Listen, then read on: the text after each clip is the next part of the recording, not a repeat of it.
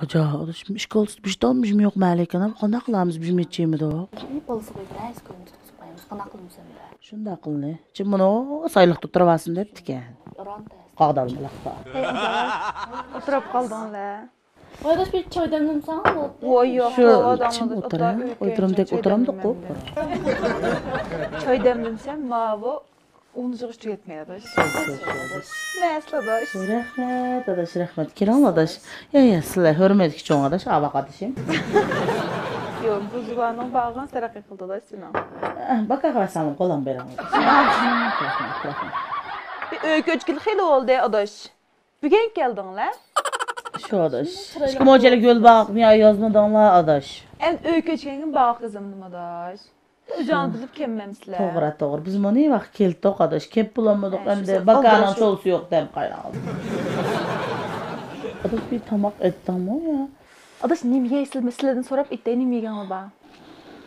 Adaş bir özanlı bilip kaçtı bir Kılayma. bir Bu ya adaş boldu. Yomda itemsizler bir adap mı adaş. Umaç Sen mı bir ya. açık aldırın silip erkeği oturuyor. Yo adaş sanmay. Bek donup git vermem ben. Ben bilip.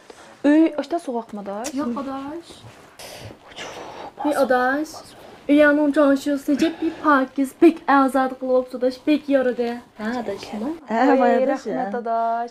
Muş bizden adam bile adaş bek planlap can şoqa geçmiş qeş turup degendekmişler qılalasla yaragan bolsam. Çıraylı adaş. Yok bolup da adaş bir küçük mü ha? Beş bas kız batmaydıgan. Adaş em yağyaçlıkta bemişler bulu diken qağınны be termiş sel yoğan dolandı. Şu adaş hiç qandaymiz bu.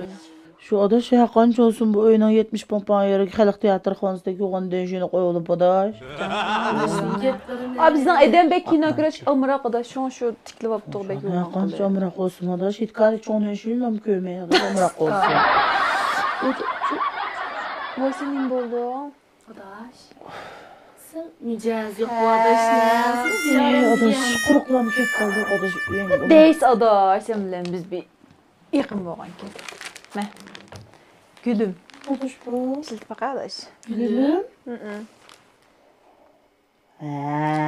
Vay rahmet olsun. Ötken de ilaq günkü deyen gap. Del görüpdimi? Adaş mı beğenmem sada.